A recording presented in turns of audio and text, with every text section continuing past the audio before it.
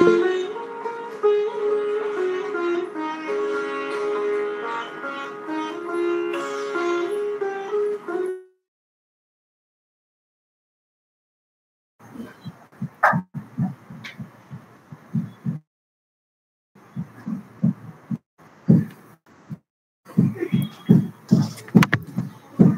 Evening सगळ्यांना. माझा आवाज येतोय का?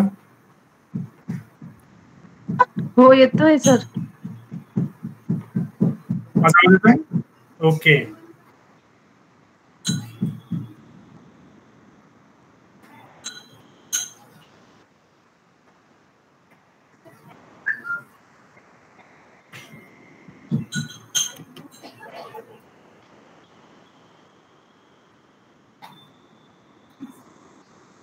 सगळ्यांना स्क्रीन दिसते? हो दिसते. हो सर दिसतोय. ओके. आज आपण नवरात्र आता सुरू होईल सोमवारपासून, बरोबर? तर नवरात्र म्हणजे काय असं कोणाला माहिती, कोणाला सांगता येईल का? काय करतो तुम्ही नवरात्रमध्ये? नवरात्रीमध्ये काय काय करतो आपण? उपवास करतो, आहे ना? उपवासाचे पदार्थ खातो. अजून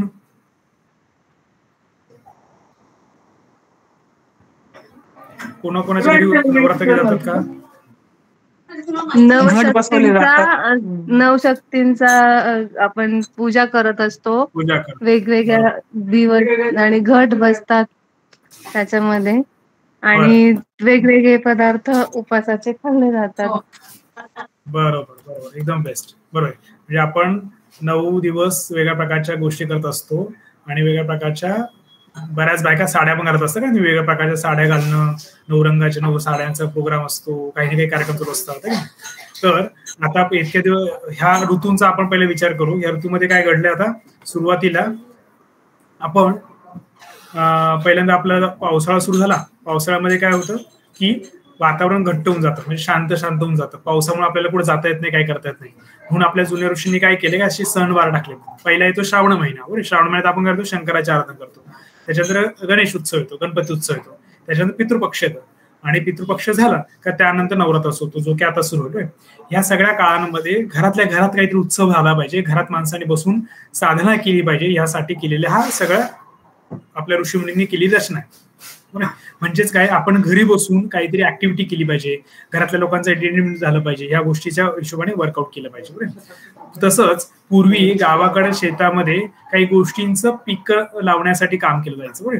तर आपल्याला आज ते बघायचंय का नवरात्र आणि उंची वाढवणं, लहान मुलांमध्ये उंची वाढण्यासाठीच हा काळ का निवडला जातो? आता वर्षभर आमच्याकडे मुलं येतात, पण नवरात्राच्या काळामध्ये खूप मुलं उंची वाढवण्यासाठी आमच्याकडे येत असतात. तर ह्या काळामध्ये उंची वाढवण्याची ट्रीटमेंट खूप सोपी होते आम्हाला देण्यासाठी आणि त्याचा फायदाही खूप मुलांना दिसतो. ते का, त्याचा आपण नैसर्गिकरित्या त्याचा फायदा बघू म्हणजे आपल्याला लक्षात येईल. आता नवरात्रामध्ये काय असतं, आपण जसं तुम्ही ऐकलंय का, ऊर्जा असते, नवी उमेद असते, सकारात्मक प्रतीक आपल्याला ह्या नवरात्रामध्ये होतो. म्हणजे खूप आपला उत्साह वाढत असतो. जसं आपण शेतामध्ये पीक लावण्यासाठी हा काळ निवडला जातो. ह्या काळामध्ये लावलेला ज्या म्हणजे आधी याच्या आधीचा काळ असतो खूप पावसाचा असतो, श्रावण महिना किंवा गणपतीच्या काळामध्ये खूप पावसाचा असतो. पण जसं नवरात्राचा काळ येतो तसा हळूहळू पाऊस कमी व्हायला लागतो आणि पिकं हे टिकू शकतात. त्याच्या आधी जर पिकं लावले गेले तर कधी कधी जास्त पाऊस झाला तर काय होतं, ते वाहून जातात. पण नवरात्राच्या काळामध्ये ज्याला आपण जसं ऑक्टोबर हिट म्हणतो, या हिटमुळं आणि खाली पडलेल्या पावसामुळं एक ऊब निर्माण होते. त्याच्याने एखादं कोणतंही पीक किंवा एखादं बी कोणतंही टाकलेलं असेल ते छान उगवतं आणि वाढवते. तर ह्या काळामध्ये त्या बियांची टेस्ट केली जाते, कारण बी लावायचं असतं ना आपल्याला. बी लावण्यासाठी शेतामध्ये पूर्वी काय त्याचं टेस्टिंग केलं जायचं. म्हणजे बी टाकलं आपण पूर्ण शेतामध्ये आणि ते उगवलंच नाही तर काय होईल, त्या शेतकऱ्याचं वेळही वाया जाईल, बीही वाया जाईल आणि त्याची मेहनत वाया जाईल. हे होऊ नये यासाठी सगळ्यात महत्वाचं टेस्टिंग हा प्रकार केला जायचा. बरोबर. तर तुम्ही सगळ्यांनी असं घरी करतात का नाही? अशी पूजा सगळ्यांनी केली का नाही घरी? आपण घरी काय करतो, माती घेतो एका पाटीमध्ये, त्याच्यात वेगळ्या प्रकारचे धान्य जे आपल्याकडे असतात ते धान्य टाकतो, त्याच्यावर कळस ठेवतो आणि नारळ ठेवतो. करतो का नाही सगळे? अशी पूजा सगळ्यांनी करतात का नाही? घट मांडता का सगळे? हो बरोबर. हे घट मांडण्याचा मागाचा उद्देश असतो, पूर्वीच्या काळामध्ये बियांचं टेस्टिंग केलं जायचं. तर त्या बिया टेस्ट करण्यासाठी घरामध्ये आपल्या शेतातली एक माती आणायचे, त्या मातीमध्ये आपल्याला जे धान्य पिकवायचंय ते धान्य टाकलं जायचं आणि त्याच्यानंतर ते 9 दिवसात वाढतं का नाही ते बघितलं जायचं. 9 दिवसात ते जर बी रुजत असेल किंवा वाढत असेल तर ते बी पक्व आणि चांगलं मानलं जायचं आणि मग त्याच्यानंतर ते शेतात टाकलं जायचं. बरोबर. तर याच्यामध्ये याच्या आधीचा जो काळ आहे म्हणजे गणपती आपण बसवला का नाही, गणपती बसवण्यास मागचं पण सायन्स असतं. काय सायन्स आहे? गणपतीमध्ये काय करतात, मातीचा गणपती बनवतात, त्याच्यावर वेगळ्या प्रकारच्या पत्री टाकतात, त्याच्यावर अभिषेक केला जातो, त्याची एक साधारण 10-11 दिवस आपण पूजा करतो. त्याच्यावर 11 दिवस असतात. 11 दिवस पूजा केल्यानंतर आपण त्याचं विसर्जन करतो. तर पूर्वी काय करायचे, शेतातली माती आणली जायची, त्याच्यापासून गणपतीच्या आकाराचा एक काहीतरी बनवलं जायचं, त्याच्यावर वेगळ्या प्रकारच्या वनस्पती टाकल्या जायच्या, दूध, दही, तूप असं सगळं टाकलं जायचं आणि नंतर ते सगळं झालं, त्याची 11 दिवस पूजा विधी झाली की त्याला विसर्जित केलं जायचं. विसर्जित करताना सुद्धा गावाकडच्या नाळ असतो तिथे किंवा नदीमध्ये टाकलं जायचं. आता याच्या मागचं सायन्सला समजून घ्या.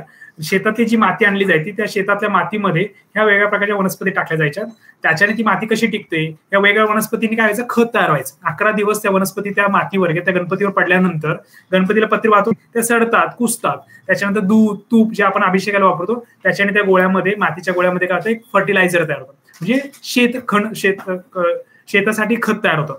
आणि मग ते शेणखत जे तयार होतं किंवा जे खत तयार होतं मातीपासून तयार होईल ते आपण ऍज अ गणपती म्हणून तो आपण काय करतो, नाल्यात वाहतो. म्हणजे काय होतं, ते पाण्या थ्रू पूर्ण शेतामध्ये ते शेतामध्ये टाकलं जातं. त्याच्याने जमीन सुपीक होण्यासाठी मदत होते. हा उद्देश गणपतीचा आहे. गणपतीला आपण काय म्हणतो, मूलाधार, म्हणजे आपल्या शेतीचं मूळ चांगलं करायचं असं ते काय पाहिजे, परिपक्व पाहिजे.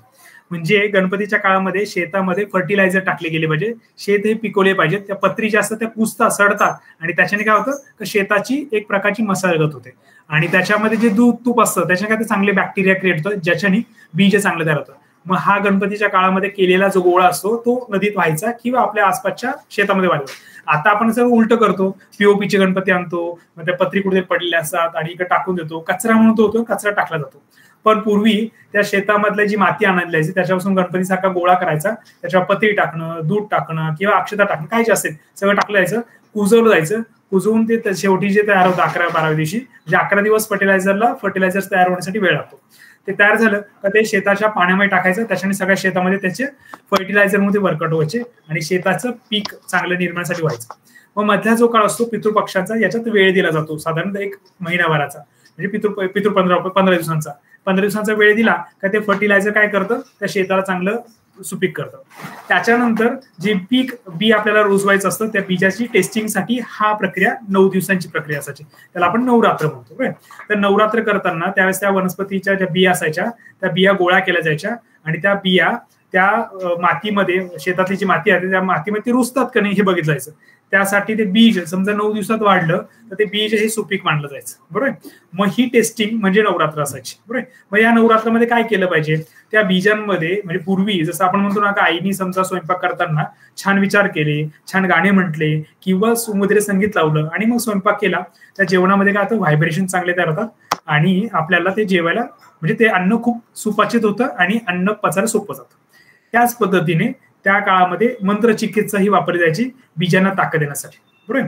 आता आपण म्हणतो ना, देवीची सुप्त शक्ती असते, ह्या शक्तीने काय होतं, बीजामध्ये अंकुर निर्माणाची शक्ती असते, ती निर्माण व्हावी. तुम्ही बघा, जे लोक पारायण करत असतात त्या पारायण चालू असताना त्या घटाला खूप छान अंकुर फुटतात, म्हणजे जे काय धान्य टाकलं त्या प्रत्येक धान्याला सारखं उगवतं चांगलं. बरोबर. पण त्याला योग्य पाणी टाकलं गेलं नाही किंवा काही मंत्र म्हटले त्याच्यामध्ये वाढ खुंटते.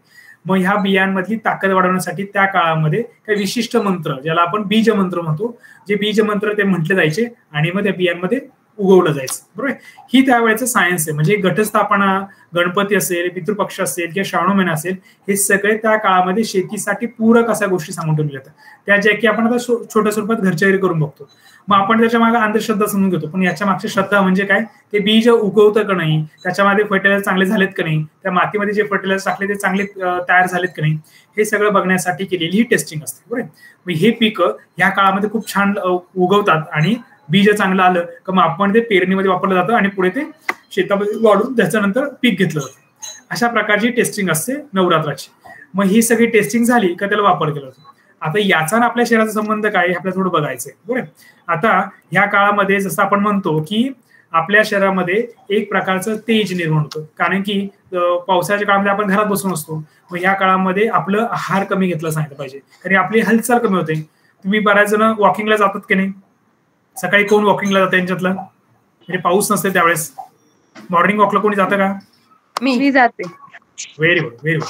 आपण सकाळी मॉर्निंग वॉकला जातो नाही, तर मॉर्निंग वॉकला गेल्यानंतर आपल्याला शरीरात फ्रेशनेस वाटतो, हे होतं. पण पावसाळ्यात काय होतं, कंटिन्यू पाऊस, चिखल किंवा इन्फेक्शस वातावरण असतं, त्याच्यामुळे आपण जात नाही. मग ह्या काळामध्ये काहीतरी शरीरामध्ये जडपणा निर्माण होतो आणि हा जडपणा कमी करण्यासाठी वेगळ्या प्रकारच्या साधना सांगितल्या. ह्या साधनांपैकी एक नवरात्र साधना, बरोबर. त्याच्यामध्ये देवी सप्तशती असेल किंवा देवीचे बीजमंत्र असतील किंवा गोरक्षनाथांचे बीजमंत्र असतील, हे जे काही मंत्र सांगितलेत, ह्या मंत्र म्हटल्याने आपल्या शरीरात जो पावसाळ्यात आलेला जडपणा आहे तो कमी केला जातो, बरोबर. तर हे सोप्या स्वरूपात सांगितलेलं आहे. नाही जमलं तर कमीत कमी तुम्ही त्या काळामध्ये जे उपास सांगितले आहेत, म्हणजे बेसिकली नवरात्राचे उपास सांगताना एक आहार सांगितलाय, म्हणजे एक आहार घ्यायचा कोणता तरी, इथं मुगाची खिचडीच खा किंवा दूध पोळी खा किंवा उपासाचे पदार्थ सांगितले शास्त्रात, ते उपासाचे पदार्थ खाल्ले पाहिजेत. पण आपल्याला माहितच नाही, आपल्याला साबुदाणा, बटाटा एवढंच माहिती आहे. पण उपासाच्या पदार्थामध्ये बेसिकली जे पदार्थ आहे, राजगिऱ्याचे लाडू असतील, हलके पदार्थ साळीच्या लाह्या असतील किंवा मखाणे असतील, असे पदार्थ खाऊन सुद्धा आपण करू शकतो. किंवा भगर असते, वरीचा भात म्हणतो आपण त्याला, हे पदार्थ खाल्ले गेल्यानंतर तर त्याच्याने काय होतं का आपल्या शरीरामध्ये जडपणा राहत नाही आणि शरीर हलकं राहतं. किंवा काही लोक फलाहार सुद्धा करतात. पण जर तुम्हाला सर्दी नसेल किंवा जास्त पावसाचं वातावरण नसेल तर तुम्ही फलाहार करू शकता. तर ह्या सगळ्या गोष्टी आपण समजून घेतल्या पाहिजेत. त्यानुसार त्या वर्कआउट केल्या गेल्या तर शरीरातला जडपणा आपण खूप छान पद्धतीने कमी करू शकतो. ह्या काळामध्ये जसं निसर्गामध्ये वाढ होण्यासाठी खूप पोषक वातावरण असतं, त्याच पद्धतीने एखाद्या नवीन घटनेचा, म्हणजे आता काही आमच्याकडे काही पेशंट असतात, उदाहरणार्थ काही बाईक मुली असतात का त्यांच्या गर्भाशयाची वाढ झाली नसते किंवा काही मुलांच्या एखाद्या अवयवाची वाढ झाली नसते किंवा काही मुलांचे केस वाढत नाही किंवा मुलींची केस वाढत नाही किंवा वाढीमध्ये खुंट पडते, त्या लोकांना मी ह्या काळामध्ये ट्रीटमेंट देत असतो. किंवा बेसिकली शरीर वाढण्याचा काळ जो असतो, म्हणजे वयवर्ष आपलं 0 ते वयवर्ष आपलं 15 पर्यंतचा हा काळ असतो, तो खूप स्पीडनी शरीर वाढत असतं. हात, पाय, डोकं, मेंदू हे सगळे वाढत असतात. या काळामध्ये शारीरिक मानसिक वाढ होण्यासाठीचा काळ हा पोषक मानला जातो. म्हणून आपण याला म्हणतो शक्तीचं आवाहन करणं. शक्ती म्हणजे काय, आपल्या शरीरामध्ये जे एनर्जी पॉईंट असतात यांना जागृत करणं. म्हणजे जागृत करण्यासाठी सोप्या स्वरूपात काही साधना सांगितलं, ज्याला आपण नवरात्राची साधना म्हणतो. ती साधना केली गेली तर आपल्या शरीरामध्ये ही वाढ होत असते, बरोबर. याच पद्धतीने आपल्या शरीरामधले असलेले वात, पित्त, कफ यांना बॅलन्स करण्यासाठी आपल्याला या शक्तींची गरज पडते. त्याला बॅलन्स करायचं. जसं आम्हाला समजा शरीरात एखादं पेशंट आलं तर आम्ही पेशंटला काय करतो, काही वेगळ्या विशिष्ट प्रकारच्या वनस्पती देतो, म्हणजे त्याला औषध देतो. ते औषध दिल्यानंतर त्याच्या शरीरातलं वात, पित्त, कफ हे बॅलन्स केले जातात. ह्या ज्या वनस्पती असतात ह्या आमच्यासाठी शक्ती स्वरूप असतात. ह्या शक्ती स्वरूपाच्या वनस्पती वापरल्या गेल्या तर याच्याने काय होतं, त्या व्यक्तीच्या शरीरात बिघडलेले वात, पित्त, कफ हे बॅलन्स केले जातात. याच्याने काय होतं का ते वात, पित्त, कफ बॅलन्स झालं तर शरीरात होणारे आजारपण हे कमी केले जातात आणि त्या व्यक्तीचे आजार दुरुस्त होतात, बरोबर. त्याच पद्धतीने आपल्या शरीरामध्ये ह्या काळामध्ये पोषक तत्व वाढावेत, पोषक तत्व शरीराला चांगले मिळावेत, यासाठी काही प्रक्रिया जर आपण केल्या गेल्या तर आपल्या मुलांच्या किंवा बाकीच्यांची जी उंची वाढत नाही किंवा काही गोष्टी शरीराची वाढ होत नाही, त्या वाढीसाठी आपण खूप छान पद्धतीने काम करू शकतो, बरोबर. म्हणून या काळामध्ये देवीची उपासना म्हणजे काय, आपल्या शरीरात असलेल्या शक्तीची उपासना करणं, शक्तीचे एनर्जी पॉईंट वाढवणं हा काळ असतो, बरोबर. तर मग ह्या काळामध्ये ती मेहनत घेतली गेली तर आपल्या शरीराला खूप छान पद्धतीने आपण ग्रो करू शकतो आणि वाढू शकतो, बरोबर. तर सगळ्यांनी ह्या पद्धतीने आपण पूजा करतो. ह्या गोष्टी समजून घेऊ आपण काय काय करायचं असतं. आता पहिली गोष्ट आपण बघूयात की उंची का वाढत नाही, बरोबर. उंची वाढण्याचे अनेक कारण असतात. बऱ्याचदा अनेक असे केसेस असतात का यांच्यामध्ये उंची वाढत नाही. उंची न वाढण्याचं कारण असतं का बऱ्याचदा जेनेटिकली प्रॉब्लेम असतात. आई वडील दोघे खुश असतात. बरेच असे पॅरेंट्स येतात आमच्याकडे, म्हणजे प्रेग्नेन्सी राहण्याचे गर्भसंस्कारच्या अंडर आमच्याकडे बरेच असे पॅरेंट्स येतात. ते सांगतात का माझी उंची कमी आहे, माझ्या मिस्टरांची उंची कमी आहे, तर आमच्या बाळाची उंची वाढेल का. आम्ही त्यांना सांगतो हो, कारण की प्रेग्नेन्सी राहण्याच्या आधीपासून जर तुम्ही काही प्रक्रिया केल्या गेल्या तर तुमच्या बाळांची उंची छान वाढू शकते. किंवा तुमच्या बाळाचं वय 15 पर्यंत आज यासाठी आपण आत्ताच प्रयत्न करू शकतो आणि ते प्रयत्न केले गेले तर खूप छान उंची वाढते. म्हणजे आईवडील जरी उंचीने कमी असतील, जर मुलांच्या योग्य वयात जर आपण काम केलं, याला बीज दोष म्हणतात, म्हणजे जेनेटिकली जे उंची न वाढण्याची प्रक्रिया असते ही आपण छान दुरुस्त करू शकतो. तर ही प्रक्रिया जर आपण केली गेली तर खूप छान पद्धतीने मुलांचा उंची वाढण्यासाठी आपण मदत करू शकतो. तर या सगळ्या गोष्टी जर तुम्ही छान पद्धतीने केल्या तर मुलांची उंची वाढण्यासाठी तुम्हाला खूप सोप्या स्वरूपात सुद्धा काम करता येईल, बरोबर. तर मग सगळ्यांनी मुलांची उंची कशी वाढेल याच्याकडे लक्ष देणं खूप गरजेचं असतं. सगळ्यांना माझा आवाज येतोय? हो हो सर. तर याच्यामध्ये आपल्याला एकच मिनिट,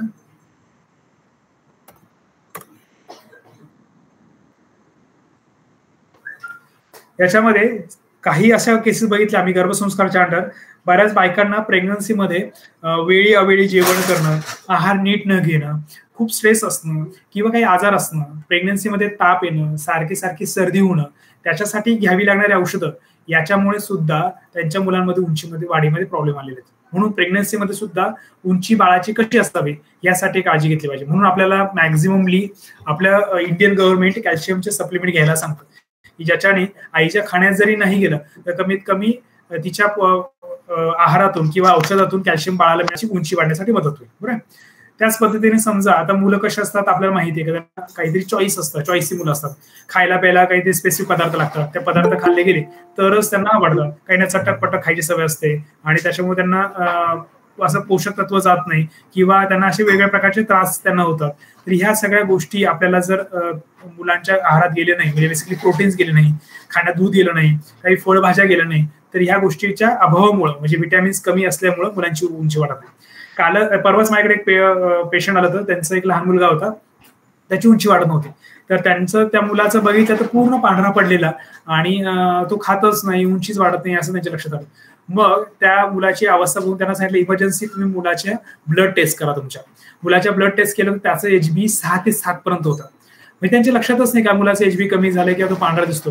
मग लक्षात आलं का त्याचा आहार योग्य जात नव्हता, त्याला खाणं पिणं व्यवस्थित जात नव्हतं, फळभाज्या त्याच्या खाण्यात येत नव्हत्या आणि त्याच्यामुळं त्याच्या शरीरामध्ये म्हणजे आयर्न किंवा ज्याला आपण हिमोग्लोबिन म्हणतो ते हिमोग्लोबिन वाढतच नव्हतं. हिमोग्लोबिन वाढत नव्हतं, त्याच्यामुळे शरीरात ऑक्सिजन मिळत नव्हता, त्याच्यामुळे शरीरातलं कन्झम्पशन मेटाबॉलिझम जे असतं ते होत नव्हतं. ते मेटाबॉलिझम झालं नसल्यामुळे त्याला किती त्याला काजू बदाम देत होते तरी त्याचा काहीही फायदा नव्हता, फक्त त्याचा कोठा जड होतो आणि कोठा जड झाल्यामुळं त्याची ना उंची वाढत होती ना त्याचं वजन वाढत होतं. मग नंतर लक्षात आलं त्यांच्या पालकांच्या का आपल्या चुकीच्या खाण्याच्या ज्या सवयी आपण मुलाला लावल्यात याच्याने सगळे त्याचे बिघाड होते. बरोबर. याच्यासोबतच बऱ्याच मुलांच्या भूक न लागणं अशा तक्रारी असतात. तर ही भूक न लागण्याचे कारण काय असतात, मुलं वेळोवेळी जेवण करतात किंवा त्यांना भूक लागते तेव्हा त्यांना कळत नाही किंवा पालकांचं पण त्यांच्या खाण्याकडे लक्ष जात नाही, याच्याने ह्या गोष्टी होतात. मग त्यांची पचनशक्ती कमी होते, पचनशक्ती कमी झाली का त्यांचं धातूंचं पोषण असतं ते प्रॉपर होत नाही आणि याच्याने काय होतं मुलांची जी ग्रोथ व्हायला पाहिजे, त्यांना जे व्हिटॅमिन्स मिळाले पाहिजे, जे कॅल्शियम मिळाला पाहिजे किंवा जे सप्लिमेंट्स मिळाले पाहिजे हे मुलांना प्रॉपर मिळत नाही, प्रोटीन्स मिळत नाही, याच्याने उंची वाढणं हे त्यांचं थांबून जातं. किंवा कधी कधी मुलांचं वेळी खाणं किंवा चुकीचे पदार्थ खाणं या गोष्टींनी काय होतं त्यांना वारंवार अशा वेगळ्या प्रकारचे आजार होतात. मुलं सारखे आजारी पडतात किंवा त्यांना सारखी सर्दी, खोकला, ताप असं वारंवार येतं. मग आपण काय करतो, घाबरतो, ताप 101-100च्या वरती गेला का आपण इमर्जन्सी डॉक्टरांकडे जातो किंवा आपण आपल्या मेडिकलमध्ये जाऊन आपण मुलांना औषध देतो, IBGCचे ड्रॉप देतो, तापाचे ड्रॉप देतो, सर्दी ड्रॉप देतो किंवा त्यांना अँटीबायोटिक आपण चालू करतो. ह्या सगळ्यांचा परिणाम त्यांच्या वाढीवर होतो. कारण की आपण तो आजार कमी करत नाही किंवा दुरुस्त करत नाही, आपण तो दाबतो. तो आजार दाबल्यामुळे होतं काय, त्यांच्या शरीरामध्ये जी प्रक्रिया चालू असते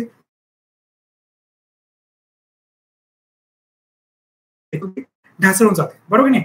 तर ही पचनशक्ती ढासळू नये यासाठी मुलांना जेवढं कमीत कमी आपण अँटीबायोटिक देऊ शकतो त्या अँटीबायोटिक ते देण्याचं टाळायचं असतं. बरोबर. त्याच्यामुळे सगळ्यात महत्वाचं मुलांना जे केमिकली औषध दिली जातात हे शक्यतो तुम्हाला त्यांचे एक तर पोषक तत्व वाढावं लागतील, एक तर त्यांचं बळ वाढवावं लागेल, त्यांची प्रतिकार क्षमता वाढवावं लागेल आणि त्यांचा आहार नीट करावा लागेल. ह्या 4-5 गोष्टी जर तुम्ही प्रॉपर पद्धतीने चालू केल्या तर मुलांना कोणत्या प्रकारचे आजार होणार नाही. आजार झाले नाही तर आपल्याला ॲलोपॅथिक औषध वापरायला लागणार नाही. बरोबर. सगळ्यांच्या लक्षात आलं. त्याच पद्धतीने बऱ्याच मुलांच्या शरीरामध्ये व्हिटॅमिन D नावाचं एक व्हिटॅमिन असतं, ते शरीरात तयारच होत नाही. हे का तयार होत नाही, कारण मुलं बऱ्याचदा सकाळचं जे कोळवून असतं ते कोळवून घेत नाही. कोळवून घेतलं गेलं नाही ते व्हिटॅमिन D तयार होत नाही. व्हिटॅमिन D तयार झालं तर कॅल्शियम ऍब्झॉर्प्शन होत नाही. कॅल्शियम ऍब्झॉर्प्शन झालं नाही तर हाडांची वाढ होत नाही आणि याच्यावर का मुलांची उंची वाढत नाही आणि त्रास होतो. आता त्यांचं कसं असतं, वेळोवेळी खाणं असतं, वेळोवेळी झोपणं असतं, ही दिनचर्या मुलांची बिघडली तरी मुलांच्या कधी कधी उंची वजन वाढत नसतं. ह्या गोष्टीकडे लक्ष द्यायचं असतं. बऱ्याचदा घरामध्ये आम्ही असं बघितलं का घरात खूप ताणतणावाचं वातावरण असतं. ह्या ताणतणावाच्या वातावरणामुळं किंवा मुलांना सारखं रागवल्यामुळं किंवा टेन्शन स्ट्रेस दिल्यामुळं मुलांची काय होती, उंची वाढत नाही. हा मानसिक ताण मुलांचा ज्यावेळेस शरीरावर येतो त्यावेळेस काय होतं, मुलांची उंची वाढणं थांबतं. मग कधी कधी हा मानसिक ताण आहे की नाही हे आपल्याला बघावं लागतं. बरोबर. कधी कधी काय होतं, मुलांचं खूप जास्त प्रमाणात जिम्नॅटिक्स होतात किंवा खूप खेळले जातात, त्याच्याने एक्झर्शन खूप जास्त होतं. म्हणून मुलांना जास्त कराटे किंवा जास्त जिम्नॅटिक्स त्यांचं बेसिकली कार्यक्षमता बघून हे सांगितलं पाहिजे काय करायचं. नाही तर काय होतं, मुलं खूप थकायला लागतात आणि जास्त थकल्यामुळं सुद्धा त्यांच्या शरीराचं पोषण होत नाही आणि मुलांना त्रास होतो. बरोबर. बऱ्याचदा मुलींना शरीरामध्ये जुन्या म्हणजे त्यांना त्यांच्यासारखे आजारी पडल्यामुळे त्यांना अँटीबायोटिक्स किंवा बाहेरचे केमिकल दिले जातात. या केमिकलमुळे त्यांच्या शरीरात उष्णता वाढते. ही उष्णता वाढल्यामुळे काय त्यांच्या पाळी लवकर येते. ही पाळी आल्यानंतर त्यांचं काय होतं का पाळी लवकर आल्यानंतर मुलींची वाढ कधी कधी थांबते. पण मुलींची पाळी ही बेसिकली तिच्या 7वी-8वी मध्ये म्हणजे काय 12व्या-13व्या वर्षानंतर आले ही नॉर्मल समज जाते. पण त्याच्या आधी जर पाळी येत असेल तर पालकांनी नक्की लक्ष दिलं गेलं पाहिजे. याच्याने तिच्या बाकीच्या ग्रोथ कमी होत नाही ना, या गोष्टींकडे लक्ष दिलं पाहिजे. आणि आजकाल बरेच माझ्याकडे पालक येतात का पालक सांगतात अहो डॉक्टर तुम्ही म्हणतात तसं करतो, त्याला सगळं प्रॉपर तो जेवणही करतो, सगळं करतो, उलट खूप खातो, तरीही त्याचं उंची वजन वाढत नाही. मग आपल्या लक्षात आली असं का होतं, मग त्यांची लक्षणं दिसते. तर आपल्या लक्षात येतं का ह्या लक्षणांमुळे त्यांना उंची वाढते. ही लक्षणं जी असतात ही सगळी त्यांना जंतांची लक्षणं असतात. आता सगळ्यांनी ही लक्षात ठेवा का जंतांची लक्षणं कोणकोणती. बरं, पहिली गोष्ट म्हणजे काय, मुलांच्या नखांवर पांढऱ्या कवड्या दिसतात. मुलांची नखं बघायचे, मुलांच्या नखांवर पांढऱ्या कवड्या आहेत का हे बघा. तुमच्या लक्षात येईल का पांढऱ्या नखांच्या कवड्या असतील तर समजायचं मुलांना जंत झाले.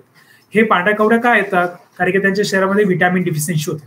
आता ही व्हिटॅमिन डिफिशियन्सी का झाली, कारण की त्यांच्या आतड्यांमध्ये पोटामध्ये काय आता त्यांना एक प्रकारचे जंत जातात आणि जे काय ते खातील ते सगळं जंत खाऊन घेतात आणि त्यांच्या शरीरामध्ये व्हिटॅमिन्स जे बनण्यासाठी जे बॅक्टेरिया लागतात ते सगळे मारले जातात आणि त्यांना व्हिटॅमिन डिफिशियन्सी होते आणि नखांवर पांढरे कवडे येतात. दुसरं लक्षण म्हणजे काय, त्यांच्या चेहऱ्यावर पांढरे डाग यायला लागतात. जेव्हा मुलांचा जो गौरवर्ण असतो हा गौरवर्ण सोडून चेहऱ्यावर वेगळ्या प्रकारचे चट्टे किंवा पांढरे डाग यायला लागतात. हे पांढरे डाग आले का समजायचं मुलांना व्हिटॅमिन्स कमी पडायला लागले.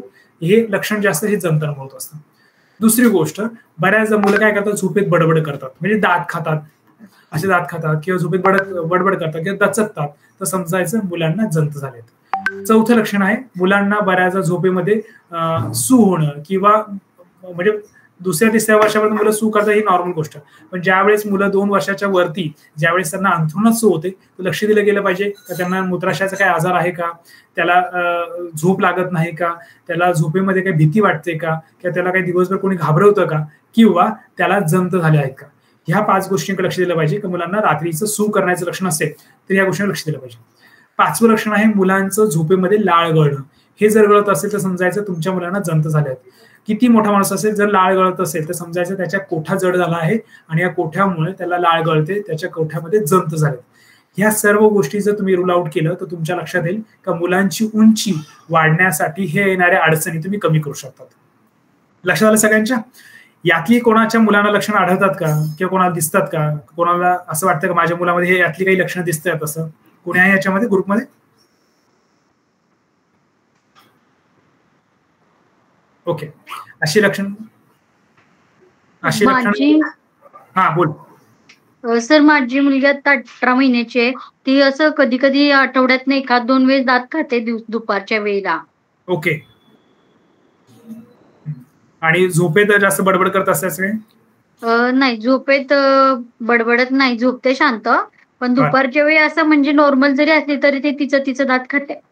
आणि गोड खायला जास्त मागते असं काय होतं का? नाही, ती स्वीट अजिबात काही खात नाही. नाही, हे लक्षण असेल तर मग जंत सुरू होण्याचे हे लक्षात द्या. मी जेवढे तुम्हाला 5 सिम्पटम्स सांगितले या 5 सिम्पटम्स पैकी जर समजा मुलाला एखादं लक्षण असेल त्यातलं बाकी नाही लक्षण तर समजायची ही सुरुवात झाली तुझ्या बाळाच्या जंतांची. मग त्यावेळेस त्याच्या डाएटमध्ये गोड पदार्थ कमी करणं, त्याला पालेभाज्या कमी करणं, त्याला बाहेरचे जे चटपटे पदार्थ असतात स्नॅक्स असतात हे कमी करायचे त्याचे, म्हणजे त्याला जंत होत नाही. ओके, बाहेरचं अवॉइडच आहे. हा, ह्या गोष्टी त्याला अवॉइड करायचं, लक्ष द्यायचं. ओके, चालेल. आणि जंतासाठी मग काय औषध सर? जंतासाठी काय करायचं, पहिली गोष्ट त्याला जंत झाले, त्याला शीच्या ठिकाणी खाज येते का, जंताच्या शीच्या ठिकाणी खाज येत असेल तर एक ॲलोपॅथीमध्ये जे जंत मारण्याचं औषध असतं ते दिलं तरी चालतं. पण लक्षात ठेवा ते औषध काय आहे, याच्यामध्ये त्या जंतांना बेशुद्ध केलं जातं आणि मग ते जंत काढले जातात.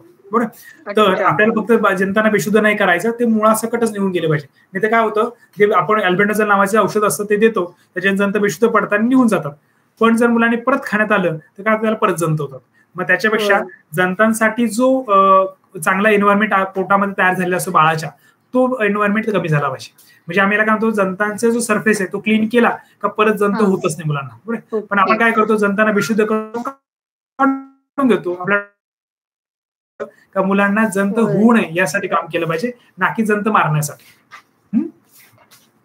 ठीक आहे, आपण पुढे जाऊया. आता उंची वाढण्याचे काय फायदे होऊ शकतात, तुम्ही आता विचार करा उंची कशाला वाढवायची. उंची वाढवण्यासाठी सगळ्यात महत्वाचं, कारण की आपल्या शरीराच्या वजन आणि उंची याला BMI म्हणतात, हा खूप चांगला असला पाहिजे. उंची वाढल्याने कोणत्याही माणसाची व्यक्तिमत्व खूप चांगलं असतं, तो आकर्षक दिसतो आणि संतुलित दिसतो. तुम्ही बघा कधी मार्केटमध्ये गेला, कुठे बाहेर गेलो, एकदम माझं ठेंगणं एकदम बाई दिसली, एकदम उंच माणूस दिसला तर आपल्याला थोडंसं ऑड दिसतं ना, डोळ्याला काहीतरी ऑड दिसतं बघण्यासाठी.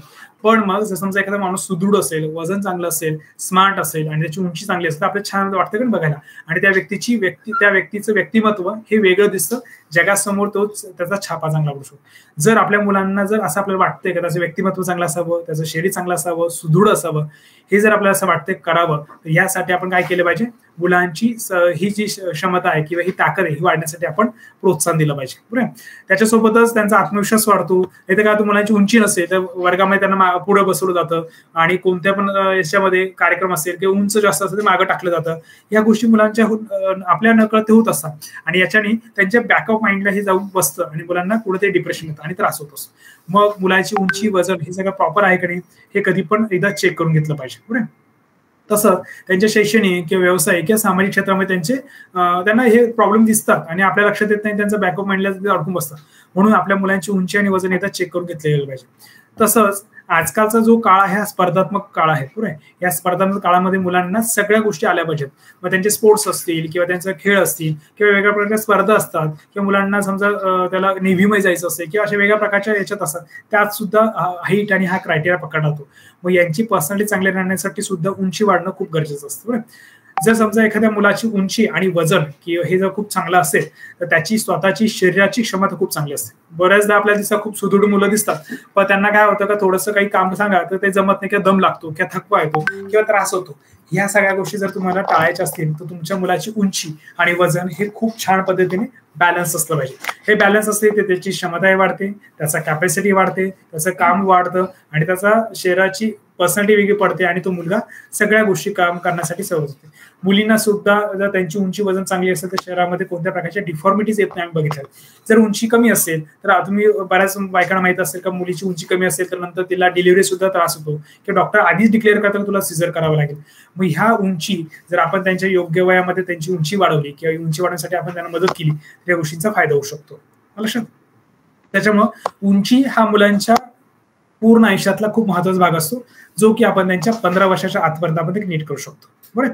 आता हे उंची वाढवण्यासाठी काय करू शकतो, मी मागे तुम्हाला सांगितलं का जसं वनस्पती ह्या काळामध्ये खूप छान वाढतात तसंच आम्ही बघितलं की ह्या काळामध्ये ऍक्सेप्टन्स पॉवर्स खूप चांगला असतो, शरीरामध्ये एक प्रकारचं तेज वाढत असतं. जर ह्या तेजाच्या काळामध्ये जर तुम्ही छान साधना केली तर तुमची आध्यात्मिक साधना खूप सुद्धा छान पद्धती होते. त्याच पद्धतीने शरीराची वाढ सुद्धा तुम्ही खूप छान पद्धतीने करू शकता. मग यासाठी काय करायचं, तुम्हाला बेसिकली मुलांना काही गोष्टी करायच्या असतात. बरोबर. तर याच्यासाठी आपण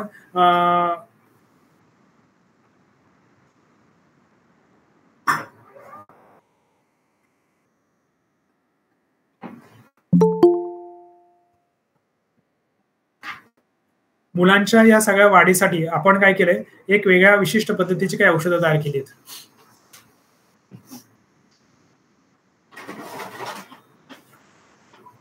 सगळ्यांना स्क्रीन दिसते? हो दिसते सर. तर उंची वल्लभ नावाचं आपण एक औषध तयार केलंय का ह्या उंची वल्लभच्या डोस असतो तो सकाळी 1 आणि उंची वल्लभ नंबर 2 असे संध्याकाळी 1 असे गोळ्या द्यायच्या असतात मुलांना.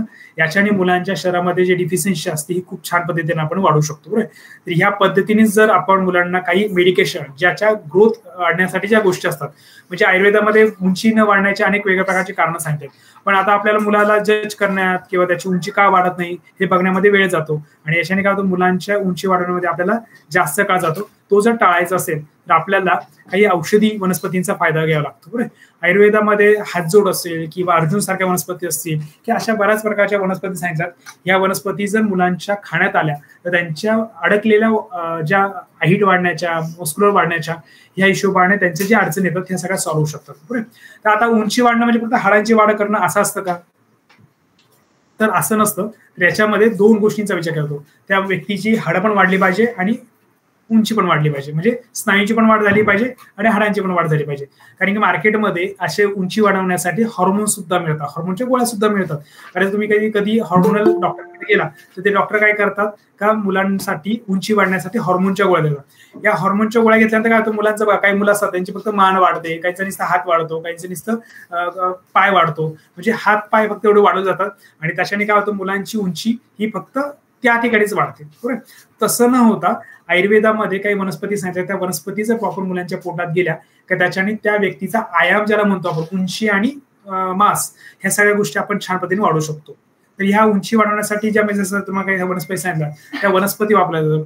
किंवा अळीव तुम्ही ऐकलं असेल, ज्याला आपण खीर करण्यासाठी वापरतो, तो अळीव गिळला गेला किंवा तो छान पद्धतीने घेतला गेला तर याच्याने सुद्धा मुलांची उंची वाढण्यासाठी मदत होते. दूध खूप छान पद्धतीने मुलांचं गेलं तर याच्याने सुद्धा मुलांची उंची वाढते. अशा प्रकारे त्या ज्या वनस्पती आयुर्वेदात सांगितल्या त्याच्याची उंची वाढली जाते.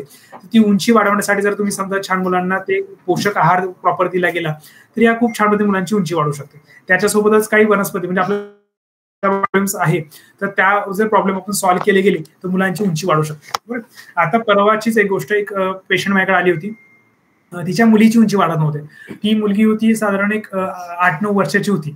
तर मग तिची उंची आम्ही चेक केली, सगळं केलं. मग लक्षात आलं का तिची सगळी तिची माहिती घेतली आणि मग लक्षात आलं का अरे हिच्या शरीरामध्ये जंत भरपूर, म्हणजे तिला बघितलं तिच्या चेहऱ्यावर डाग पडलेले, तिच्या नखांवर कवड्या पडलेल्या, झोपेत खूप बडबड करते, लाळ गळते, अंथरुणात सू करते, सगळी लक्षणं तिच्यात होते. आणि आईवडील तिला रोज म्हणजे मूठभर बदाम देत आहे, काजू देत आहेत, दूध पाजतायत, गिर गाईचं दूध लावून दूध पाजतायत, वेगळ्या प्रकारचे प्रोटीन पावडर देत आहेत, सगळं देत आहेत. ते म्हणजे डॉक्टर आम्ही साधारण वर्षापासून तिला हे सगळं देतोय, व तिच्या उंचीमध्ये फरक नाही, वजनात फरक नाही, आहे तसंच देत आहे. म्हणजे आम्ही एवढे एफर्ट्स देतोय. तिच्या आईनी खास तिच्या उंची आणि तिची ग्रोथ होण्यासाठी सुट्टी काढून, तिचे जॉब करत होती, तिने सुट्टी काढून सगळ्या या गोष्टी केल्या, पण त्याचा काहीही फायदा झाला नाही. मग ती वैतागली शेवटी. म्हणजे डॉक्टर नक्की हिला झालं काय की आम्ही एवढं सगळं पोषक तत्व देतोय तर तिची उंची का वाढत नाही. मग नंतर सगळे तिची केस घेतली, लक्षात आलं की तिला सगळं प्रचंड प्रमाणात कोठ्यात जमतं, पोट बिघडलेलं, पोट साफ होत नाही, गॅसेस होतात, शीच्या ठिकाणी खाजवतं, सगळ्या प्रकारची लक्षणं तिच्यामध्ये जमा झाली. कारण की यांनी एवढं खाऊच घातलं होतं की ज्याच्याने त्याचं काय झालं का उंची वजन वाढणं सगळं थांबून गेलं होतं. म्हणजे एवढे पोषक तत्व देऊन सुद्धा, एवढे प्रोटीन देऊन सुद्धा तिचं वजन उंची वाढत नव्हतं. मग आम्ही काय केलं की त्यांना सांगितलं पहिले सगळे हे पदार्थ बंद करा आणि मग आपण तिच्या शरीरात झालेले जंत कमी करू आणि मग बघू. मग आम्ही काय केलं, जंत जे तिला होते तर त्यावेळेस तिची पहिली उंची आणि वजन सगळं चेक करून घेतलं आणि मग त्यानंतर मागच्या महिन्यात म्हणजे आता ती आली त्यावेळेस उंची तिची वाढली होती. मग लक्षात आलं का तिचं उंची आणि वजन, फक्त जंत कमी केली तरी उंची वजन वाढून गेलं. म्हणजे उंची वाढण्यासाठी सगळ्यात महत्वाचा पहिली गोष्ट, त्या मुलाचा आजार शारीरिक वेगळा काही नको, त्याचं डायजेशन चांगलं असलं पाहिजे, तो जे खातो त्याला अंगी लागलं पाहिजे, त्याचं वजन ग्रोथ हे वाढलेलं बसलं पाहिजे. पण जर समजा मुलांना वारंवार जंत होत आहेत किंवा वारंवार आपण मेडिकलचे जे ॲलोपॅथिक औषध देतोय किंवा त्यांना वारंवार अँटीबायोटिक देतोय किंवा वेगळ्या प्रकारचे औषध देतोय, हे औषध दिल्यानंतर मुलांची उंची खुंटते आणि त्यांचं पोषण तत्व बिघडतं आणि त्याची उंची वाढत नाही. मग अशा वेळेस ती औषधं बंद करून त्या औषधांचा झालेला परिणाम दुरुस्त करण्यासाठी जंत कमी करण्याची औषध द्यावी लागतात. अँटीबायोटिक दिल्यानंतर जे उष्णता वाढते, उष्णता कमी करण्याची औषध द्यावी लागतात. मुलांमध्ये पोषक तत्व नसतात, ती पोषक तत्व वाढाव्या यासाठी आहार द्यावा लागतो किंवा त्यांना वेगळ्या प्रकारच्या वनस्पती द्याव्या लागतात. जसं मी तुम्हाला सांगितलं, अर्जुन असेल, अर्जुन साधारण सारखे वनस्पती असतील किंवा हातजोड असेल, अशा बऱ्याच प्रकारचे, किंवा अळीव असेल, दूध असेल, अशा प्रकारच्या वनस्पती किंवा या आहारामध्ये मुलांच्या इन्क्लूड केलं तर मुलांची उंची खूप छान वाढू शकते. पण त्याला नक्की दुसरा आजार नाही पहिले जज करून घेतलं पाहिजे. जसं मग अशी मी तुम्हाला एक केस सांगितली का त्याच्या ब्लडमध्येच रक्त HB कमी होतं, त्याच्यामुळे यांनी देऊन सुद्धा उपयोग नसतो. मग नक्की तुमच्या बाळाला नक्की झालं काय हे समजून घेतलं पाहिजे आणि मग त्याला ह्या उंची वाढण्यासाठी आपण प्रयत्न करू शकतो. याच्यामध्ये महत्वाचे काय, त्याची दिनचर्या पण खूप चांगली असली पाहिजे. कारण की मुलं जर समजा व्यायामच करत नसेल तर ते ग्रोथच होणार नाही. कारण बऱ्याचदा आपण बघतो का घरात आईवडीलच व्यायाम करत नसतात, त्याच्यामुळे मुलांना सवय नसते आणि मग घरात त्यांना व्यायाम हा प्रकार नसतोच, त्याच्यामुळे सुद्धा त्यांची उंची खुंटते. कारण शरीराला ताणच नाही पडला वाढण्याच्या काळामध्ये तर मुलांची उंची वाढत नाही. म्हणून पहिली गोष्ट, आई आणि वडिलांनी स्वतःला व्यायाम करण्याची सवय लावायची. दिवसातून फक्त सकाळी 5-10 मिनिटं आणि संध्याकाळी 5-10 मिनिटं, ज्यावेळेस मुलं घरात असतात त्यावेळेस ती सवय लावा आणि तुमच्या सोबत तुमचं बघून सुद्धा मुलं व्यायाम करायला लागतील. ह्या गोष्टी केल्या गेल्याने काय होतं, मुलांना पण शरीर ताणण्याची किंवा व्यायाम करण्याची सवय लागते आणि याच्यामुळे काय होतं, त्यांच्या शरीरामध्ये जे ग्रोथ होणारे बोन असतात किंवा शरीराची वाढ असते ही खूप छान पद्धतीने होत असते. आता याच्यामध्ये स्पेसिफिक कोणते योगासन, तर याच्यामध्ये पहिलं जे सोपं आपल्याला माहित असते ते सूर्यनमस्कार, त्याच्यासोबत ताडासन किंवा भुजंगासन किंवा जे आपण दोरीवाच्या उड्या मुलांना खेळायला होतो, या दोरीवाच्या उड्या किंवा जे हँगिंग करण्याचे व्यायाम असतात हे मुलांनी केले पाहिजेत. बरोबर, जे मुलांना आपण 3 महिन्याचा आपल्याकडे आयुर्वेदिक कोर्स असतो ज्याच्याने उंची मुलांची वाढू शकते, त्यासाठी आपण याचा एक चार्ट देत असतो. या चार्टमध्ये योगासनं कोणते करायचे, काय करायचे हे सगळं त्यांना लिहून दिलं जातं आणि त्यांनी कशी करायची, कशा पद्धतीने करायची, ज्याच्याने मुलांची जी बोन ग्रोथ आपण मेडिसिन करतोय ती ग्रोथ होण्यासाठी त्या योगासनांचा मुलांना फायदा होत असतो. तर ही योगासने मुलांनी जर छान केली गेली तर त्यांची उंची वाढण्यास करण्यासोबत या औषधांसोबत त्यांना मदत होते आणि छान बोन आणि मसल खूप चांगले डेव्हलप होतात. बरोबर. त्यासोबतच मगाशी मी तुम्हाला सांगितलं मुलांचा संतुलित आहार हा जाणं खूप गरजेचं असतो. तर हा संतुलित आहार जर मुलांनी घेतला गेला तर मुलांच्या शरीरामध्ये खूप चांगल्या पद्धतीने वाढ होते. मग मगाशी मी सांगितलं मला दूध गेलं पाहिजे, खारी गेलं पाहिजे, फळं गेली पाहिजेत, खोबरं गेलं पाहिजे. ह्या गोष्टीने व्हिटॅमिन डी किंवा कॅल्शियम शरीरामध्ये मुलांचं छान वाढतं आणि याच्याने काय पोषक तत्व वाढतात. शरीरामध्ये कफ चांगला तयार होतो. हा कफ वाढला का हाडांची वाढ खूप चांगली होते आणि मुलांची ग्रोथ चांगली होते. लक्षात. त्यासोबतच मुलांना पहिली गोष्ट वेळेवर झोपण्याची सवय लावा. कारण मुलं बऱ्याचदा रात्री बेरात्री जागरण करतात, हे होतं, त्याच्यामुळे पित्त वाढतं. पित्त वाढल्याने मुलांची उंची खुंटते किंवा मुलांना केस पांढरे होण्याची किंवा केस गळण्याची तक्रारी सुरू होतात. ज्या मुलांचे केस गळत असतील, ज्या मुलांचे केस पांढरे होत असतील, ज्या मुलांच्या केसामध्ये कोंडा असेल किंवा ज्या मुलांचे केस तुटत असतील तर केस विरळ असतील तर समजायचं यांच्या हाडांमध्ये ताकद नाही. कारण की आयुर्वेदानुसार हाडांची वाढ चांगली असेल तर केस चांगले तयार होतात. म्हणजे त्या व्यक्तीच्या हाडाचं पोषण झालं तर हाडाचा जो मळ आहे त्याला आपण केस म्हणतो. बरोबर. हाडांपासून केस निर्माण होतात. जर तुमच्या मुलांमध्ये केसांचे प्रॉब्लेम आढळत असतील तर पहिली गोष्ट तुम्ही डॉक्टरांकडे जा आणि त्याच्या हाडांसाठी किंवा काय हे सगळं एकदा तुम्ही चेक करून घेतलं गेलं पाहिजे. त्याच्यानंतर आता हा 3 महिन्याचा कोर्स म्हणजे नक्की काय असतं तर याच्यामध्ये काय केलं जातं. आता याच्यामध्ये 3 महिन्याचा कोर्स हा तो घरी करायचा असतो. याला काय कुठं तुम्हाला जायची गरज पडत नाही. घरच्या घरी तुम्ही हा कोर्स करू शकतात. फक्त एकदा तुमच्या बाळाला की मगाशी मी सांगितलं काय झालं हे बघितलं पाहिजे.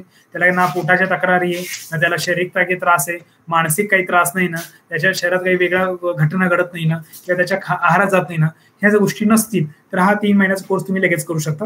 हा 3 महिन्याचा कोर्स तुम्ही दर महिन्याला तुमची एकदम उंची वजन मोजले जाते, तो रेकॉर्ड ठेवला जातो आणि दर 15 दिवसांनी किंवा महिन्याने तो चेक करायचा असतो आणि तो रेकॉर्ड तुम्ही इथे कळवायचा असतो. त्याच्यामध्ये काही तुम्हाला वनस्पतींपासून केलेल्या गोळ्या म्हणजे जसं माहिती उंची वल्लभ नावाचे जे औषध आहे ते तुम्हाला दिलं जातं. ते तुम्हाला 1 गोळी सकाळी घ्यायची असते, 1 गोळी संध्याकाळी घ्यायची असते. त्याच्यासोबतच ज्या मुलांमध्ये समजा उशिरा ते उंची वाढवण्यासाठी आले असतील त्यासाठी वेगळं औषध दिलं जातं. तर आणि त्यांना वेगळे काही प्रॉब्लेम असतील, पोटाच्या तक्रार असतील, त्यासोबत त्याची मेडिकेशन दिले जातात. हे सगळं घेतलं गेलं.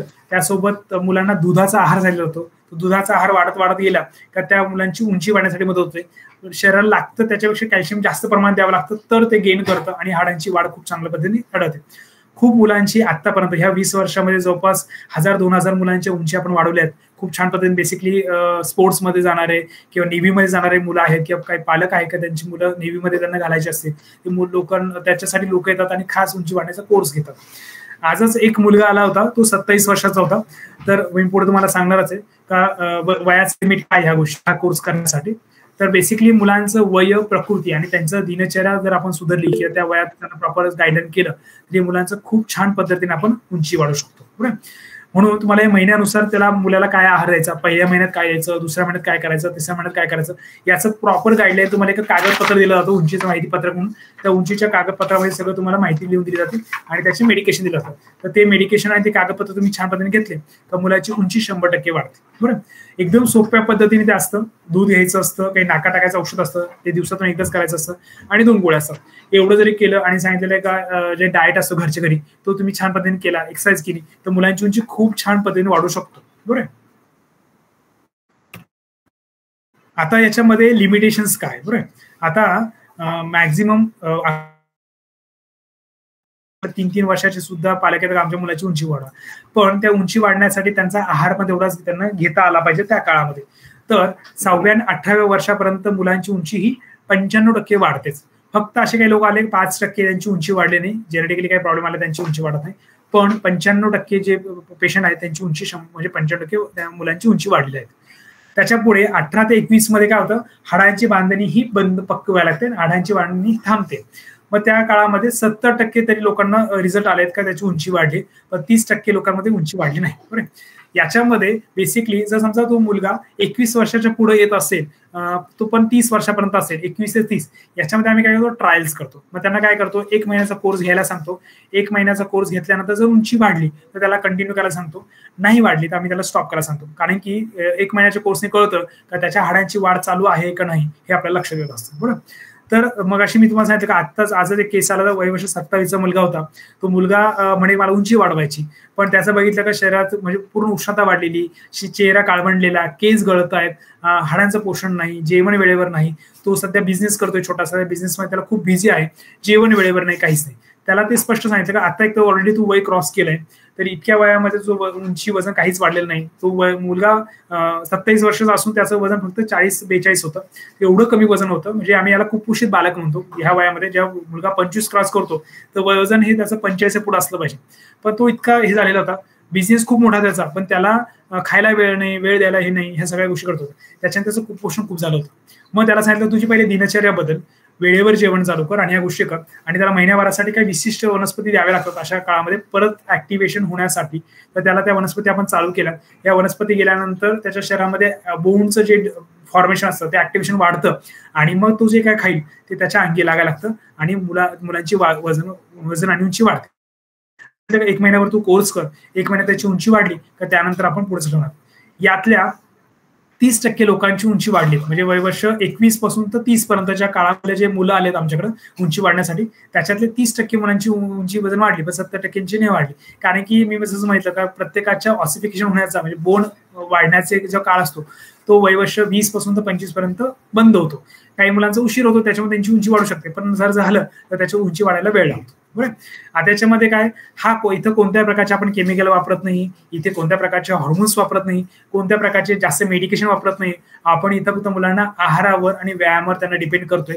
म्हणून हा घरच्या घरी करण्याचा सोप्यातला सोपा उपाय असतो, याच्याने उंची मुलांची वाढू शकते. ही उंची वाढवली गेली छान तर याच्याने मुलांना तुम्ही घरच्या घरी सेफ औषध असतात, यात कोणत्या प्रकारचे केमिकल नसतात, सगळ्या वनस्पतींपासून बनवलेले औषध असतात. याच्याने तुमच्या मुलांना कोणत्या प्रकारच्या केमिकलचा किंवा याचा बडीमार होत नाही, मुलांच्या बाकीच्या वाढीमध्ये कोणत्या प्रकारची तक्रार येत नाही. उंची आणि वजन दोन्ही प्रपोर्शन होतात. शरीर यष्टी छान वाढायला लागते, वजनही वाढायला लागतं, पर्सनॅलिटी छान दिसते, चेहरा ग्लो यायला लागतो आणि मुलांचं वजन उंची दोन्ही वाढतात. म्हणून याच्यात फक्त हाडांचं वाढ न करता मुलांच्या शरीराच्या चरबीचा, मुलांच्या शरीराच्या मांसाचा किंवा पर्सनॅलिटीसाठी ज्या ज्या गोष्टी आहेत सगळ्या आपण छान पद्धतीने वाढवू शकतो.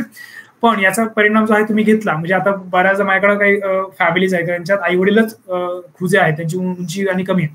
मग त्या मुलांना काय करायला लागतं, त्यांना एकदा एक कोर्स केला त्यांची उंची काही लिमिटेशनला वाढते, पण त्यांचं वयानुसार ते त्या जागेवर येत नाही. तर त्यांना काय करावं लागतं, दरवर्षी म्हणजे असा 3 महिन्याचा कोर्स करायला लागतो, किंवा आपण हा कोर्स 3 महिन्याचा रिपीटेड करू शकतो जर उंची वाढत नसेल तर हा रिपीटेड जर आपण कोर्स केला गेला तर मुलांची उंची खूप छान पद्धतीने वाढली. आणि असे काही आता 20 वर्ष झालेत, काही मुलं होते माझ्याकडे त्यांची उंची वाढवण्यासाठी त्या काळात आले होते, त्यांना आता मुलं बाळ झालेत, त्यांच्यामध्ये हा प्रॉब्लेम दिसलाच नाहीये. म्हणजे त्यांनी जर जे उंची वाढवण्याचा जो त्यांनी कोर्स केला होता त्यांच्या लहानपणी, उंचीची ट्रीटमेंट देतात तर त्यावेळेस तुम्ही ती जेनेटिक्सच बंद करतात आणि ते दुरुस्त करून टाकतात. त्याच्याने काय होतं की मुलांची उंची वाढण्याचे जे पुढच्या पिढीचे प्रॉब्लेम असतात हे सुद्धा ह्या 3 महिन्याच्या कोर्सने दुरुस्त होऊ शकतात. म्हणजे विचार करा किती फायद्याचं की नाही. म्हणजे आपल्या मुलांची तर उंची वाढणारच आहे, पण त्याच्या पुढच्या पिढीला सुद्धा आपण या गोष्टींचं मदत करू शकतो. लक्षात. त्याच्यामुळं ह्या 3 महिन्याच्या उंचीचा कोर्स हा नवरात्रात केला गेला तर अतिशय उत्तम, किंवा नाही वेळ मिळाला तर इतर वेळेस तुम्ही करू शकतात. पण नवरात्रात जेवढा रिझल्ट येतो, मी जसं म्हटलं तुम्हाला का तेवढा रिझल्ट बाकीच्या काळामध्ये दिसायला थोडा वेळ लागतो, पण जेवढं तुम्ही लवकरात लवकर त्याला मुलाला हेल्प कराल किंवा त्याला योग्य मार्गदर्शन कराल त्याच्याने उंची वाढण्यासाठी मुलांची मदत होते.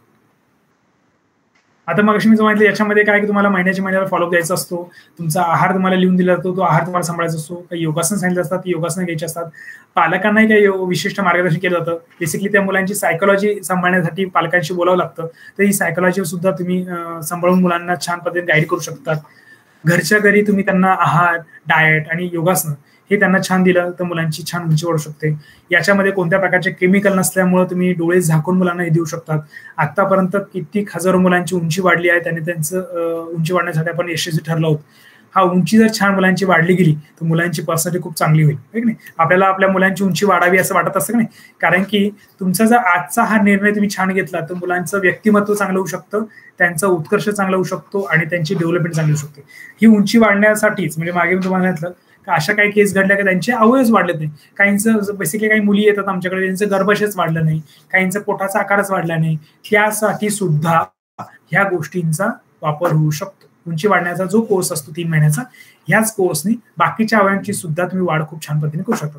मस्क्युलर डेव्हलपमेंट असेल, बोन डेव्हलपमेंट असेल, किंवा मुलांच्या शरीरामध्ये समजा हाड वाढत नसेल किंवा केस गळत असेल, ह्या गोष्टींनी हा सगळे प्रॉब्लेम सॉल्व्ह होऊ शकतात. बरोबर. म्हणून आजच सगळ्यांनी म्हणजे निर्णय घ्यायचा आहे मुलांच्या भविष्यासाठी, मुलांना चांगली दिशा मिळण्यासाठी तुम्हाला हे घ्यायचं आहे. कारण की जर मुलांचं आरोग्य चांगलं असेल तर त्यांच्या भविष्याची गुरुकुली ही त्यांच्या हातात असते. बरोबर. त्याच्यामुळं तुम्हाला मुलांच्या याच्यामध्ये कोणत्याही प्रकारचे प्रॉब्लेम आले तर तुम्ही मुलांना लवकरात लवकर गाईड करा आणि मुलांना छान पद्धतीने हे करा. त्यासाठी आपण काय केलंय की लहान मुलांचा एक ग्रुप तयार केला, त्याला बालारित मिळाले म्हणतो आपण. या बालारिताच्या अंडर मुलांचे असलेले सगळे प्रॉब्लेम आपण सॉल्व्ह करण्याचा प्रयत्न करत असतो. कारण की बऱ्याचदा कळत न कळत आपल्याकडून चुकीच्या प्रकारचे मुलांना मार्गदर्शन जातं. जी आजकाल प्रेझेंटेशन असतात त्यांचं आपल्याला पटत नसतं तरी आपल्याला करावं लागतं. म्हणजे आता आमच्याकडे लहान मुलं जेव्हा डिलिव्हरी झालेली असते बायकांना, तर डॉक्टर सांगतात 2 तासांनी त्या मुलाला उठवा आणि दूध पाजा. पण या मुलाला खूप इरिटेट होतं, मुलं रडायला लागतात, तो त्रास होतो. पण जर मुलांना छान झोपून दिलं आणि मग त्याला भूक लागली तर मुलं उठतंच आणि त्याला दूध पाजलं गेलं तर त्रास नाही. हे 2-2 तासांनी मुलांचे दूध पाजायचं प्रकरण असतं ना, हे कोणाला समजा आईला ग्लुकोज वाढलेली असेल किंवा शुगर वाढलेली असेल आणि तीच मुलाला जर आली असेल तर मुलामध्ये हायपोग्लायसेमियामध्ये जाऊ नये म्हणून मुलाला 2-2 तासांनी द्यायचं असतं.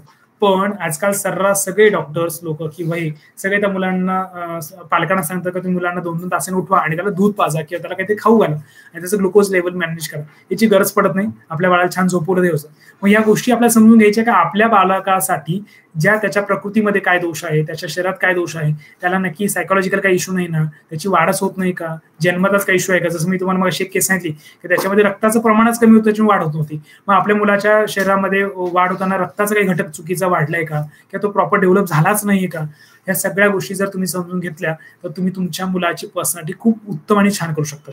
तुम्ही मुलांना तुमची प्रॉपर्टी मधला 1 रुपया पण देऊ नका, पण त्यांचं आरोग्य तुम्ही जर मुलांना दिलं गेलं तर मुलं खूप छान प्रकारे डेव्हलप होऊ शकतात. जर तुमची मुलं छान डेव्हलप झाले तर तुमचं घर खूप छान पद्धतीने डेव्हलप होईल, कारण की तुमची पुढची पिढी त्याला बघून किंवा त्याच्यासारखंच वागण्याचा प्रयत्न करतात. जसं आपण आपल्या आजी आजोबा यांना बघून आपण ते वागत असतो त्या पद्धतीत होत असतं. त्याच पद्धतीने तुमची पुढची पिढी सुद्धा तुम्ही काय दिलं हे बघतात. तुमचं शरीर, त्यांचं शरीर कसं आहे. नाही तर काय होतं, मुलं आजारी पडलं की तुम्हालाही त्रास होतो, त्यांना वारंवार दवाखान्यात घेऊन जावं लागतं, त्यांच्या ट्रीटमेंटमध्ये वेळ वाया घालतो, पैसा खर्च होतो. त्यापेक्षा त्यांना सुदृढ आरोग्य द्या. आरोग्य कसं असलं पाहिजे मुलांचं हे समजून घ्या, त्या मुलाला प्रकृती कशी आहे ती समजून घ्या आणि त्यानुसार त्याला गाईडलाईन करा, त्याची दिनचर्या आखा, त्यानुसार त्याला वर्कआउट करा. या सगळ्या गोष्टी जर तुम्ही छान पद्धतीने समजून घेतल्या तर मुलांचं आयुष्य तुम्ही छान पद्धतीने करू शकता. मुलांची वाढ प्रॉपर होते, वेळेवर होते आणि मुलांच्या वाढीमध्ये कोणत्या प्रकारचे प्रॉब्लेम येत नाही. ते प्रॉब्लेम काय येतात हे समजून घेणं खूप गरजेचं असतं. लक्षात.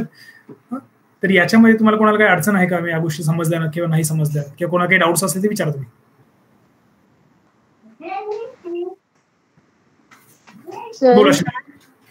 उंचीवाढीचं केव्हापासून आपण करू शकतो बेबीला? मुलांचं वय तुम्ही मगाशी म्हटलं त्याला आहार दूध घेतलं पाहिजे, तर बेसिकली मुलांचं वय वर्ष 5च्या पुढे आपण बेसिकली देत असतो. ओके, ठीक आहे, चालेल. इथं चार्ट मध्ये दिले बघ. 7-18 काही मुलांना ते सगळं जमलं पाहिजे, योगासन प्राणायाम पण जमले पाहिजे. हो, जमलं पाहिजे, बरोबर.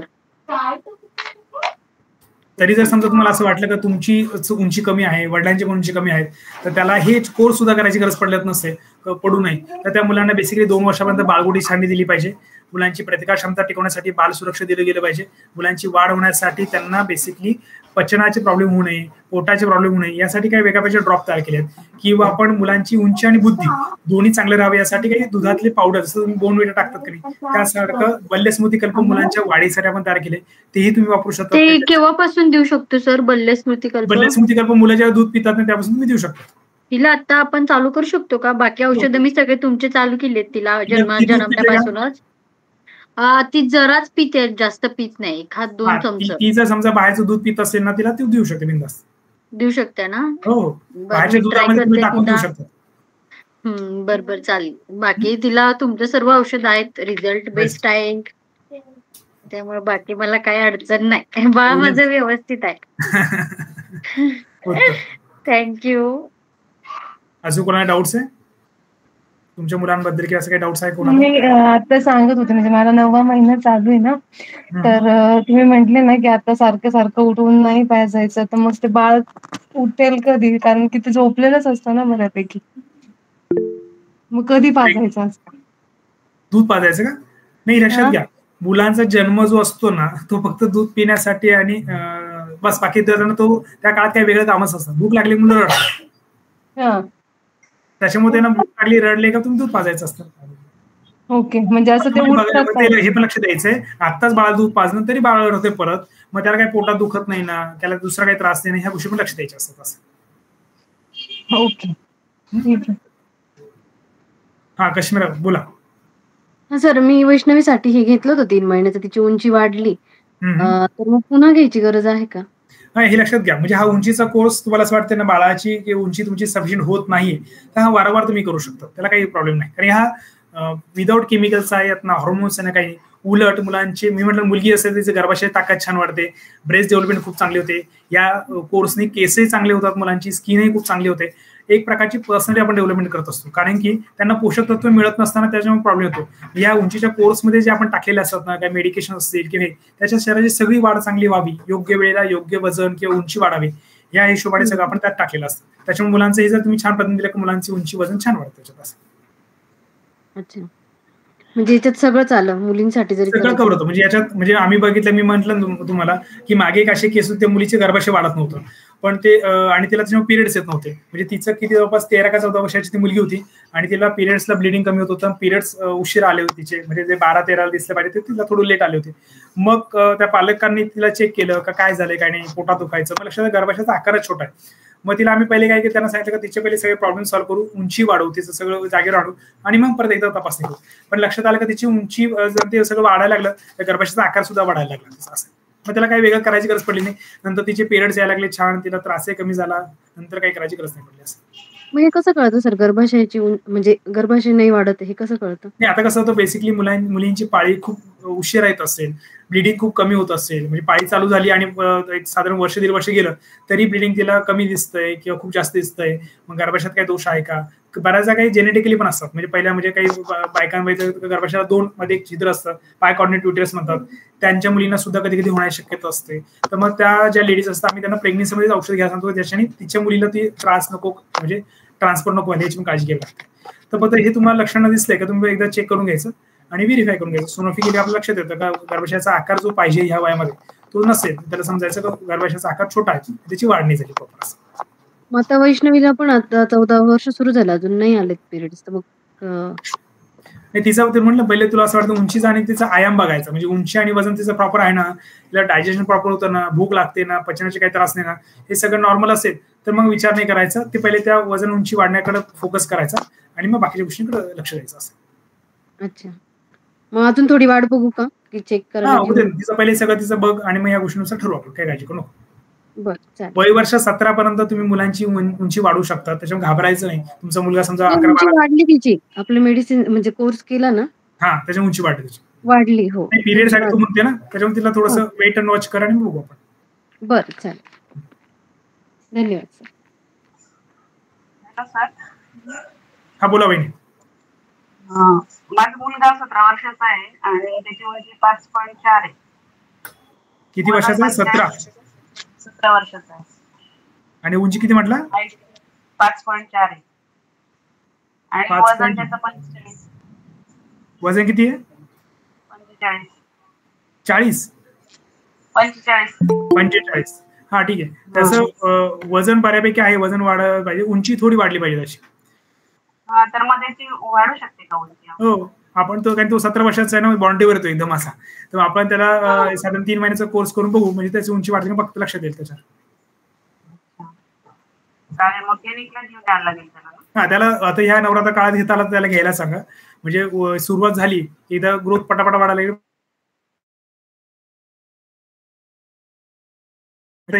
का प्रत्येक पेशंटला आम्हाला सांगायला एवढा वेळ मिळत नाही ना, म्हणून आपण हॉस्पिटलच्या अंडर आता हे उपक्रम राबवतोय की ज्याच्याने नक्की ह्या गोष्टींच्या मागचं कारण काय, का केलं जातं आणि हे सगळ्यांना सहज कळावं आणि सगळ्यांना माहित असावं.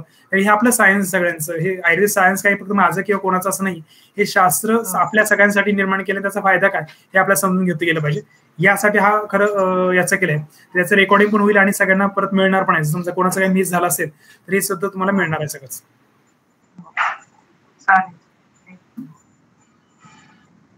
हॅलो कर सरांना. हॅलो, हाय, कशी आहेस तू?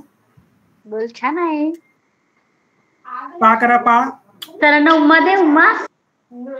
अरे वा, आपले बालारवेचे सगळे मुलांमध्ये खूप वेगळ्या गोष्टी ऐकायला मिळतात. खरंच फरक आहे. हा, सुवर्णप्राशनला येतात ना सगळे मुलं, तर सगळे भेटतात आणि आवर्जून सांगतात का अख्खं घर आजारी पडतं, मुलं आजारी पडत नाही आमची. मुलं आजारी पडत नाही, एवढं बाकी खरं आहे. बाय कर सरांना, बाय. हॅलो, चिऊ सरांना बाय कर. चिऊ बाय बाय. अरे वा, आणि त्यांच्यामध्ये तुम्हाला मला फरक सरांना- जाणवतो, कॅप्चरिंग पॉवर त्यांची खूप वेगळी असते मुलांची बाकीच्या हो मुलांपेक्षा. हो वेगळी असते आणि आजचं सीझन छान झालंय सर. हो ना? थँक्यू. मस्त.